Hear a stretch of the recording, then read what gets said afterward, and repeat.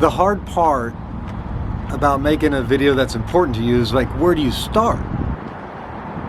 So today's my 47th birthday. I started skateboarding roughly on my 41st birthday. And when I say I started skateboarding, like that's when I started like making time to skateboard, like trying to learn tricks. Like when did I start skateboarding? I don't really know. Like I grew up in San Diego. Like I was born in 1976. I think as soon as I could play outside, I had a skateboard. I grew up in San Diego. It was part of San Diego culture. It was just skateboarding. I do remember though when I fell in love with G&S. I was roughly in the 4th grade, and my uncle, he gave me his 1970s Stacy Peralta G&S Warp Tail. Very similar to this one. A couple Christmases ago, my wife and kids gave me this for Christmas. This was like, in a way, the grail for me, because I wanted to relive what my uncle gave me and replace what my uncle gave me. That board was really important to me. Number one, my uncle was and is a key figure, male figure in my life.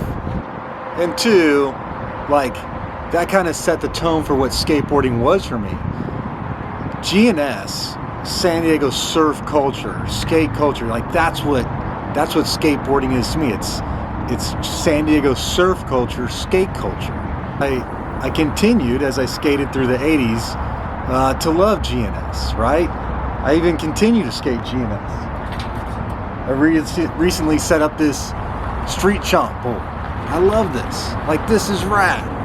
To me, this is a skateboard. This is what I grew up skating through the 80s as we progressed away from just plain wood stained boards with, you know, just a logo on it like Nash and G&S and POW.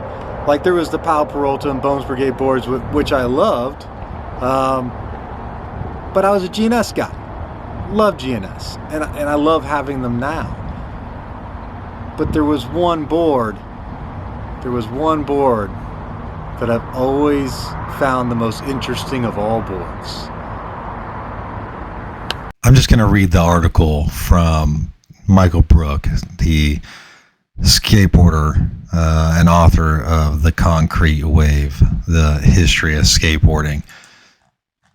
And it starts with the story of Gordon Smith and FibreFlex, written in May of 22. The FibreFlex was manufactured by Gordon Smith. The roots of Gordon and Smith go back to the late 1950s.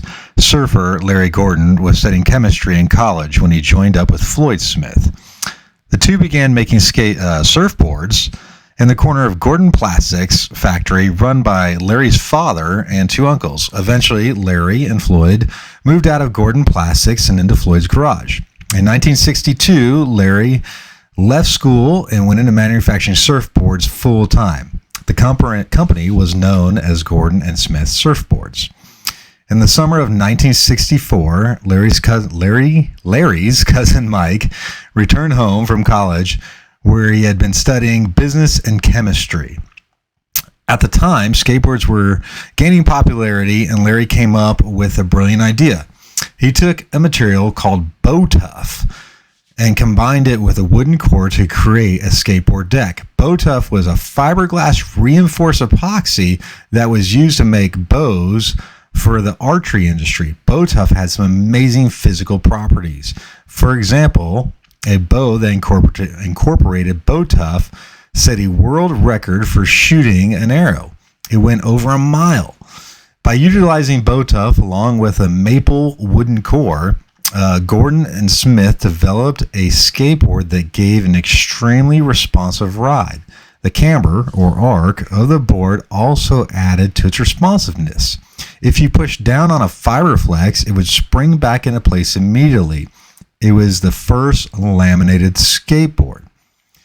In an interview with Skateboarder magazine in 1978, Larry Gordon described the skateboarding atmosphere in the 1960s. Quote, "Slalom racing was the most exciting aspect of the sport at the time, and we felt we had a better idea for a skateboarding design," end quote, Gordon stated.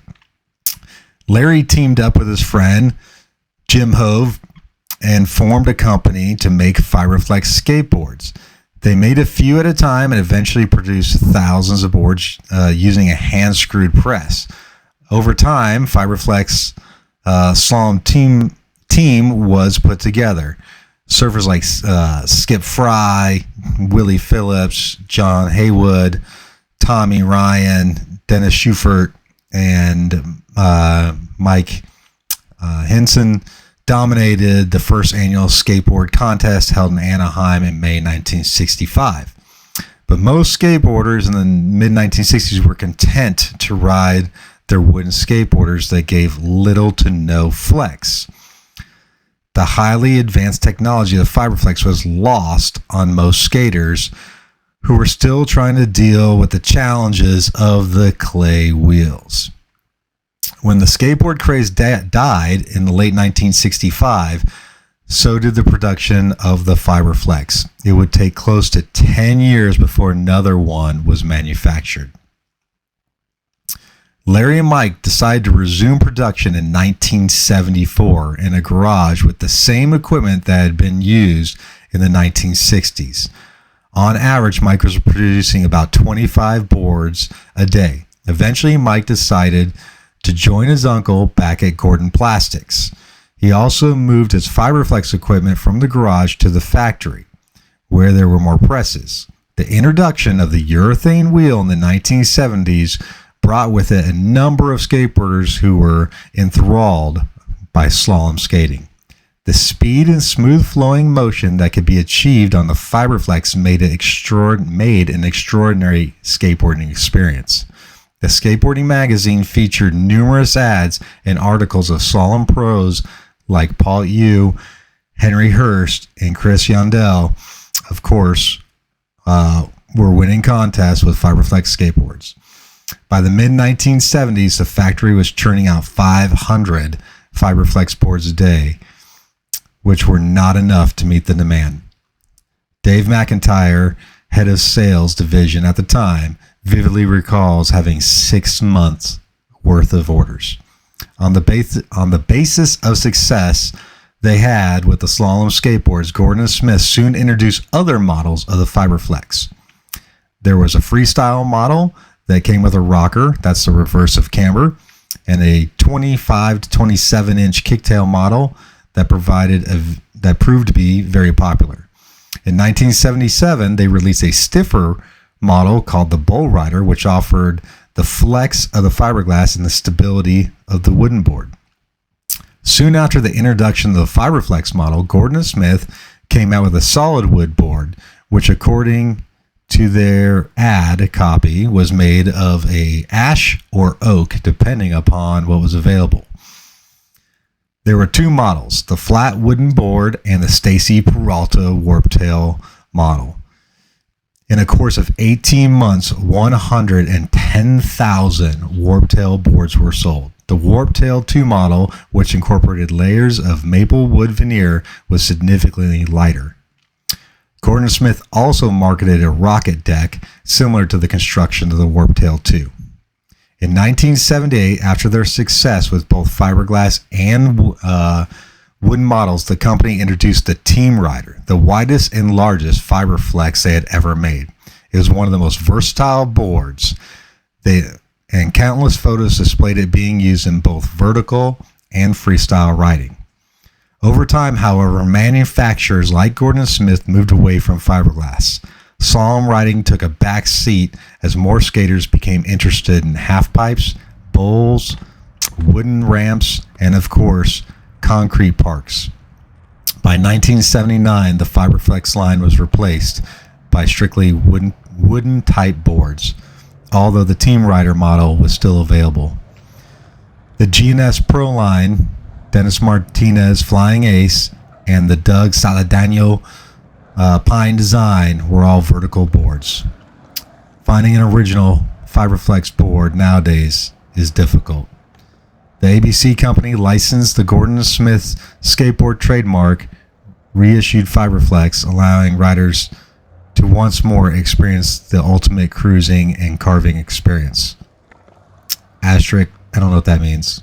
G&S has always been around. However, in 1998, Larry Gordon decided to begin producing longboard FibreFlex that is incredibly responsive ride, making FibreFlex one of the most enduring names in skateboarding. That's the end of the article by Michael Brooks, skateboarding and author of The Concrete Wave, The History of Skateboarding.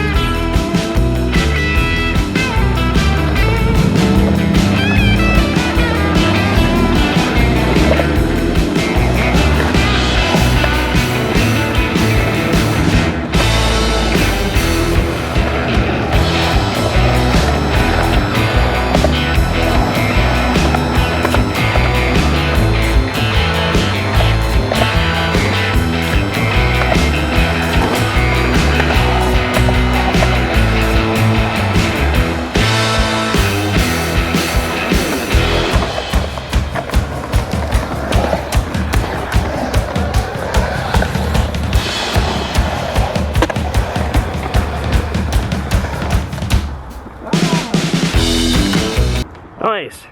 I absolutely love this board. I think it's amazing.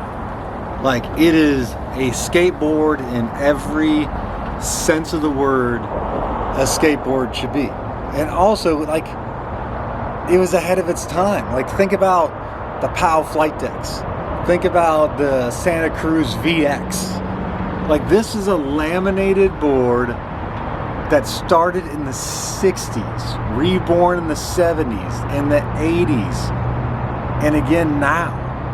That's amazing that that was happening then, and Santa Cruz and POW are making similar boards today. I absolutely love it. And to go get some OG Cadillac wheels and the YOYOs, absolutely amazing. You might be asking what wheel did I like riding better? Honestly, I like the YOYO better for the bowl. The slidability, like skating, I like the YOYO. It fits the board better. This looks mean. This looks super mean. I love this. It's awesome for cruising. Like, it rides like a Cadillac, as it should. It rides terribly in the bowl. Terrible. I probably went too big. If you're an expert on this style board, let me know what wheels I should try. I do also have some independent 109s, the original independents to put on this, so I can ride it in the bowl. Because what I don't want to do is ride a square truck. I love Bennett. I love Mr. Bennett. I don't want to hit this square truck on the coping in the bowl. So I am gonna play this, and I'm gonna ride this. Initially, when I bought it, I was setting it up to set it up. Not gonna lie to you, I usually don't do that. I usually ride every board. I was setting it up as the grail of all grail boards that I wanted to have a FibreFlex, because I didn't believe I would ever own an original. They are hard to own. Stay tuned to the next video and find out how this broken kingpin, this magically broken kingpin, cost me $150 and was worth every cent. Because although I was able to build my grail, what if I told you that this $150 kingpin completed my grail? This is Adventure Skateboarding. I hope you enjoyed this video. I put a lot of work into it. I really enjoyed making it. I want you to go out and do something. I want you to stay rad. I'm going to end this video now. However, I do owe you a giveaway. So, end the cool part of this video, and let's finish the business of the giveaway. Go do something rad.